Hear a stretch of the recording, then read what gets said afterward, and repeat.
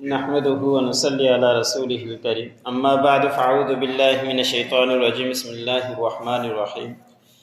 ذلك مما اوحى اليك ربك من الحكمة ولا تجعل مع الله الها اخر فتلقى في جهنم ملوما مدحورا افاسفاكم ربكم بالبنين واتخذ من الملائكة اناثا انکم لتقولون قولا عظیما ولقد صرفنا في هذا القرآن ليذكروا وما يزيدهم الا نفورا۔ سورۃ بنی اسرائیل کا درس چل رہا ہے۔ اسی سورت کے آیت نمبر 39 سے لے کر 41 تک تلاوت کی گئی۔ گزشتہ آیتوں کے اندر اور ایک دو رکوع کے اندر اللہ رب العزت نے احکام بیان فرمائے تھے کہ والدین کا حقوق کا خیال کرو، اپنی اولاد کو فقر کے خوف سے قتل مت کرو، اور کسی بھی جان کو بلا وجہ بلا عذر کے قتل مت کرو، اور زنا کے قریب مت جاؤ، یتیموں کا مال مت کھاؤ۔ ان تمام احکام کو بیان کرنے کے بعد آخر میں اللہ رب العزت نے فرمایا کہ یہ تمام باتیں آپ کے پروردگار نے اے نبی آپ کی طرف وحی بھیجی ہے، اور حکمت کے ساتھ دانائی کے ساتھ یہ باتیں ساری سمجھائی ہے، اور اس کے بعد سمجھنے کے باوجود بھی تم اللہ کے ساتھ کسی اور کو شریک ہرگز مت کرو۔ یہ دو رکوع کے شروع کے اندر بھی اللہ رب العزت نے یہ حکم بیان فرمایا تھا، پھر دوبارہ آخر میں بھی یہی حکم بیان فرمایا کہ اللہ کے ساتھ دوسرے کو شریک مت ٹھہراؤ، اللہ ہی کے لیے جو کام کرنے ہیں وہ کرو، اللہ کے علاوہ دوسروں کو معبود بناؤ گے تو پھر اللہ نے فرمایا کہ جہنم میں جا کے گرو گے اور ملامت کیے ہوئے داخل کیے جاؤ گے اور دھکیلے جاؤ گے جہنم کی طرف، وہی پھر تمہارا ٹھکانہ ہوگا۔ اللہ کے سوا کوئی معبود نہیں، اللہ ہی ہے جو اولادیں دیتے ہیں، اللہ ہی ہے جو مشکل کشا ہیں، اللہ رب العزت ہی ہیں تمام پریشانی کو دور کرنے والے، تو اللہ کے علاوہ کسی اور سے ہرگز نہ مانگا کرو، کسی اور کے لیے نظر ناز نہ کیا کرو، صرف اللہ رب العزت ہی کو پکارا کرو۔ اگلی آیت کے اندر اللہ رب العزت نے فرمایا کہ یہ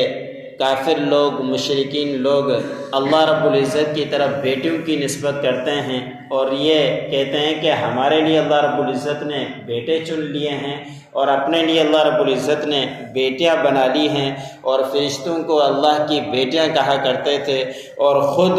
کہ ہاں جب بیٹی پیدا ہوتی تو اس وقت اللہ رب العزت نے قرآن پاک کے اندر بھی بیان فرمایا کہ ان کا چہرہ سیاہ ہو جاتا اور دوسروں کے سامنے منہ دکھانے کے قابل نہ ہوتے کہ ہمارے ہاں لڑکی پیدا ہو گئی۔ خود ان باتوں کے اوپر افسوس کیا کرتے تھے، لیکن اللہ رب العزت کی طرف بیٹیوں کی نسبت کیا کرتے تھے کہ فرشتے ان کی بیٹیاں ہیں۔ اور ابھی بھی مفسرین نے لکھا ہے کہ اس طرح کے لوگ ہیں جو جس کے گھر کے اندر بیٹی پیدا ہو، ایک یا دو یا تین، تو اس کے بعد گھر والی کو طلاق دے دیتے ہیں کہ آپ صرف بیٹیاں جنتی ہو، حالانکہ اللہ رب العزت نے خود قرآن پاک کے اندر بیان فرمایا ہے کہ اللہ ہی ہے جسے چاہے بیٹوں سے نواز دے، جسے چاہے بیٹیوں سے نواز جائے، جسے چاہے دونوں دے دے، جس سے چاہے بانجھ رکھ دے، وہ اللہ رب العزت کے اختیار میں ہیں۔ اس کے اندر کسی نہ مرد کا کمال ہے، نہ ہی کسی عورت کا کمال ہے۔ تو یہ پرانا زمانہ جاہلیت سے ہی یہ باتیں چلی آ رہی ہے کہ بیٹی کو برا سمجھا جاتا تھا، حالانکہ نبی کریم صلی اللہ علیہ وسلم نے بیٹوں کے حقوق بیان فرمائے ہیں۔ آپ صلی اللہ علیہ وسلم نے فرمایا کہ جس گھر کے اندر دو بیٹیاں ہوں اور ان دو بیٹیوں کی وہ صحیح طریقے سے پرورش کرے، پرورش کرنے کے بعد پال کر بڑا کرے اور اس کے صحیح گھرانے کے اندر شادی کرا دے، تو نبی کریم صلی اللہ علیہ وسلم نے فرمایا کہ اس شخص کے لیے میں جنت کا ضامن ہوں۔ تو بیٹیاں اللہ رب العزت کی رحمتیں ہوا کرتی ہیں جو ہمارے لیے انشاءاللہ جنت کا ذریعہ بنے گی، لیکن اس کو لوگ زمانہ جاہلیت کے اندر برا سمجھا کرتے تھے۔ پھر اللہ رب العزت نے آخر میں فرمایا کہ جو یہ بات کہتے ہیں بہت ہی بڑی بات کہہ دیتے ہیں کہ اللہ رب العزت کی بیٹیاں ہیں، حالانکہ اللہ رب العزت تو اولاد سے پاک ہے، اللہ رب العزت کو کوئی اولاد کی ضرورت نہیں ہے، وہ بے نیاز ہے، بے پرواہ ہے۔ آخر میں اگلی آیت کے اندر اللہ رب العزت نے فرمایا کہ ہم نے کھول کھول کر اس قرآن پاک کے اندر تمہارے سامنے بیان فرمایا ہے، ہر طرح سے تمہیں نصیحتیں کی گئی ہے اس قرآن پاک کے اندر تاکہ اس کے اندر غور و فکر کرو، لیکن وہ غور و فکر کرنے کے بجائے وہ اس کے اندر نفرت کے اندر مزید اضافہ ہی کرے جا رہے ہیں۔ جو ضد کے اوپر آ جاتا ہے، ضد کا کوئی علاج نہیں ہوتا، وہ نہیں مانا کرتے۔ کئی نشانیاں اللہ رب العزت نے قرآن پاک کے اندر دی، کئی طریقے سے اللہ رب العزت نے ان کو سمجھایا، اور کئی دفعہ کافر آئے آپ صلی اللہ علیہ وسلم سے خواہشی معجزات بھی مانگے، آپ صلی اللہ علیہ وسلم نے اللہ کے حکم سے وہ سب کچھ کر کے دکھلایا، اس کے باوجود بھی نہیں مانا۔ پہلے بھی عرض کرتا رہا ہوں کہ ایک بڑا معجزہ جو آپ صلی اللہ علیہ وسلم کے پاس کافر لوگ آئے تھے، آگے کہا کہ یہ 14ویں کا چاند چمک رہا ہے، اس کے 2 ٹکڑے کر کے دکھلا دو تو ہم ایمان لے کر آ جائیں گے، اور کافر لوگوں نے سب نے اقرار کیا۔ آپ صلی اللہ علیہ وسلم نے پھر تاکیداً پوچھا کہ کیا یہ اللہ رب العزت کے حکم سے 2 ٹکڑے ہو جائیں تم مان لو گے؟ انہوں نے کہا کہ ہم مان لیں گے۔ آپ صلی اللہ علیہ وسلم نے اللہ کے حکم سے چاند کی طرف اشارہ کیا، انگلی سے اشارہ کیا تو چاند کے 2 ٹکڑے ہو گئے، ایک مشرق کی طرف ایک مغرب کی طرف، یہاں تک کہ انہوں نے دیکھا اور ایک دوسرے سے پوچھنے بھی لگے کہ کیا آپ کو بھی 2 ٹکڑے نظر آ رہے ہیں؟ سب نے اقرار کیا کہ ہمیں ہی 2 ٹکڑے نظر آ رہے ہیں، ہر کسی کو ہی 2 ٹکڑے نظر آ رہے تھے، لیکن نہیں مانا اور مسلمان نہیں ہوئے، راہ راست پر نہیں آئے۔ تو ضد کا کوئی علاج نہیں ہوتا، اس لیے اللہ رب العزت نے فرمایا کہ ہم نے کھول کھول کر ان کے سامنے قرآن پاک کے اندر ہر طرح سے نصیحتیں کر دی ہے، لیکن ان کی نفرت کے اندر ہی اضافہ ہی ہوتا ہی چلا جا رہا ہے۔